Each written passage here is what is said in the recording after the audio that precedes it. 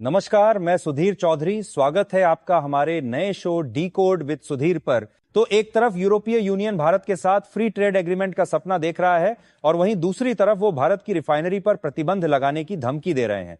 Trump की नई deal से यूरोप आया घुटने पर, भारत से मांग रहा भीख। तो क्या है पूरी खबर बताएंगे, लेकिन उससे पहले यदि आप लोगों ने अभी तक हमारे नए चैनल को सब्सक्राइब नहीं किया तो अभी इसी वक्त इस वीडियो को लाइक और हमारे चैनल को सब्सक्राइब कर लें। तो चलिए वीडियो को शुरू करते हैं। तो दरअसल यूरोपीय यूनियन की हालत यह है कि जो सैंक्शन जनवरी 2026 से लागू होने वाले थे, भारत ने उससे पहले ही ऐसा झटका दे दिया कि यूरोप अब भारत से भीख मांगता फिर रहा है। अब वही तेल जो पहले यूरोप के जहाजों में जाता था, अब मिडिल ईस्ट, अफ्रीका और एशिया के मार्केट में जा रहा है। दरअसल कुछ दिनों पहले यूरोप ने भारत को धमकी देते हुए कहा कि रूस का साथ छोड़ो, नहीं तो हम टैरिफ लगा देंगे। भारत की सबसे बड़ी प्राइवेट रिफाइनरी रिलायंस और दूसरी तरफ रूस की साझेदार नायरा एनर्जी, दोनों पर यूरोप ने सैंक्शन लगा दिया। यूरोपियन यूनियन ने शायद सपने में भी नहीं सोचा था कि यह धमकी खुद पूरे यूरोप को भारी पड़ेगी। दरअसल जब से भारत की रिफाइनरी पर सैंक्शन लगे हैं, तब से भारत ने यूरोप को पेट्रोल देना बंद कर दिया है, जिससे यूरोप में कुछ कुछ जगहों पर पेट्रोल खत्म होने की आशंका जताई जा रही है। और वहीं भारत अगर कुछ दिन तक और पेट्रोल या डीजल एक्सपोर्ट करना बंद कर दे तो यूरोप की सड़कें गाड़ियों से भर जाएंगी। कल तक जो यूरोपियन यूनियन भारत, रूस, चीन को टैरिफ लगाने की धमकी दे रहा था, वही अब यूरोपियन यूनियन भारत से फ्री ट्रेड एग्रीमेंट डील करना चाहता है। भारत अगर अपनी कुछ चीजों की सप्लाई यूरोप को बंद कर दे तो पूरा यूरोप घुटने पर आ जाएगा, क्योंकि यूरोप की फैक्ट्रियों से लेकर उसके सुपरमार्केट तक आधे से ज्यादा चीजें सीधे या घुमा फिराकर भारत से ही जाती हैं। स्टील और केमिकल्स, यूरोप को चाहिए सस्ता रॉ मटेरियल, इंडिया ही है जो यूरोप को सस्ते में देता था। Textile, garment, James and jewellery,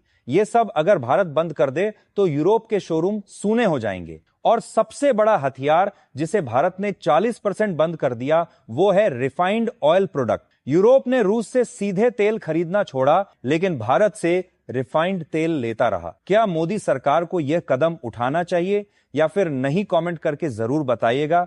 और यदि आपने अब तक हमारे चैनल को सब्सक्राइब नहीं किया तो सब्सक्राइब कर लीजिए। और देखिए, अब यूरोपीय यूनियन ने रूस के ऊपर एक और बड़ी चाल चल दी है, और ये चाल रूस को सीधा अलग थलग करने की है। दरअसल यूरोप ने रूस के प्रमुख रूप से क्रूड ऑयल की प्राइस कैप को $60 से घटाकर $47.60 प्रति बैरल कर दिया है। वहीं रूस यूक्रेन युद्ध के 3 साल पूरे हो चुके हैं। पश्चिमी देश रूस पर सैंक्शन लगा रहे हैं, सोचते हैं कि रूस घुटनों पर आ जाएगा। लेकिन जब भारत, चीन और ब्राजील ने अपनी स्वतंत्र विदेश नीति के तहत रूस से तेल लेना जारी रखा तो यूरोप बौखला गया और अब अपने 18वें सैंक्शन पैकेज में भारत की नायरा एनर्जी लिमिटेड की गुजरात स्थित वडीना रिफाइनरी पर सीधा वॉर कर दिया है। यह वही रिफाइनरी है जो हर दिन 4 लाख बैरल तेल रिफाइन करती है और पूरे भारत में 6,300 से ज्यादा पेट्रोल पंपों को ऑपरेट करती है। रिपोर्ट्स के अनुसार भारत से यूरोप को पेट्रोलियम प्रोडक्ट्स का एक्सपोर्ट पिछले कुछ महीनों में 2,53,000% तक बढ़ गया था। हर दिन यूरोप भारत से 3 लाख बैरल रिफाइंड तेल खरीद रहा था। वहीं अब देखिए, यूरोपीय यूनियन भारत के साथ एफटीए यानी फ्री ट्रेड एग्रीमेंट की बातचीत को तेजी से आगे बढ़ा रहा है। भारत और यूरोपीय यूनियन के बीच इस फ्री ट्रेड एग्रीमेंट को लेकर जबरदस्त प्रगति हो रही है। सबसे दिलचस्प बात यह है कि अब यूरोप भारत को एक न्यू अमेरिका की तरह देख रहा है। जो यूरोपीय देश भारत के देख हो रही है उत्पादों पर रोक लगा रहे थे, वे अचानक भारत के साथ फ्री ट्रेड एग्रीमेंट क्यों करना चाह रहे हैं? क्योंकि आपको बता दूं कि जब से भारत ने यूरोप को तेल भेजना बंद किया है, तब से यूरोप गंभीर संकट में आ गया है।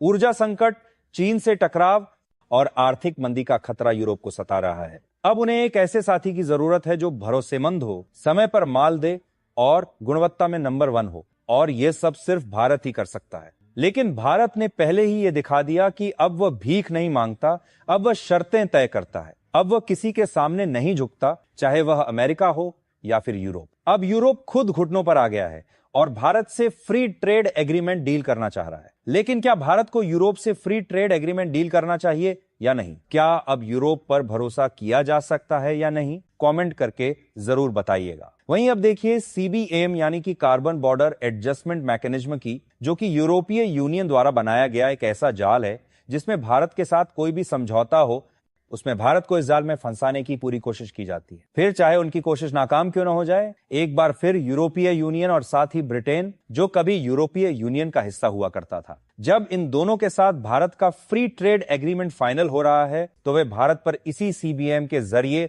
अपने नियम थोपने की कोशिश कर रहे हैं। फिलहाल फ्री ट्रेड एग्रीमेंट जो ब्रिटेन के साथ लगभग फाइनल हो चुका है और यूरोपीय यूनियन भी जल्द ही भारत के साथ इसे अंतिम रूप देने वाला है, उस बीच में यह सीबीएम का मुद्दा अचानक सामने आ गया। रूस पर इतने सारे प्रतिबंध लगने के बावजूद आज रूस का 85 से 90% तेल भारत और चीन खरीद रहे हैं। भारत अकेले 38 से 40% ले रहा है। अगर रूस आज भी जिंदा है तो वह भारत और चीन की वजह से है। इसीलिए अब यूरोप और अमेरिका की आंखों में भारत चुभ रहा है।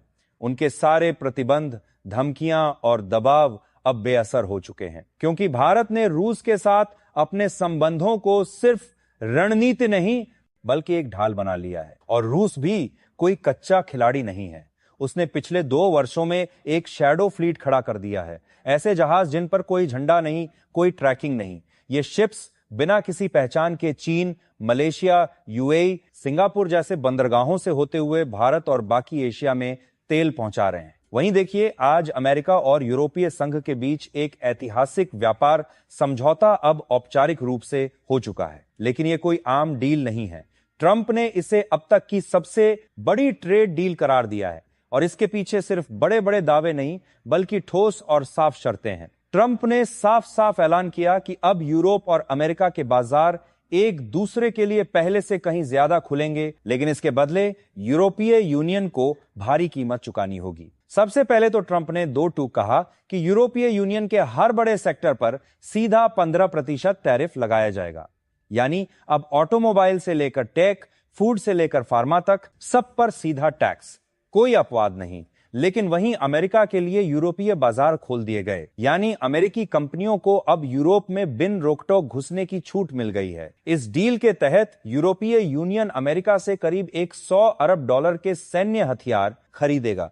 इसमें fighter jets, advance missile system और हाईटेक रक्षा तकनीक शामिल है। इतना ही नहीं, यूरोप अब अमेरिका से करीब $70 अरब की एनर्जी डील्स भी करेगा। मतलब यूरोप अब रूसी एनर्जी पर निर्भर नहीं रहना चाहता और सीधे अमेरिका से खरीद करेगा। लेकिन सबसे बड़ा खेल तो यहां हुआ, यूरोपीय संघ ने वादा किया है कि अगले कुछ वर्षों में अमेरिका में $100 अरब का निवेश करेगा। हालांकि ट्रंप ने यह भी साफ किया कि स्टील और एल्यूमिनियम सेक्टर में अब तक जो टैरिफ लगे थे वो ज्यों के त्यों बने रहेंगे। मतलब यूरोप अगर सोचे कि डील के बदले में उसे छूट मिल जाएगी तो ऐसा कुछ नहीं है।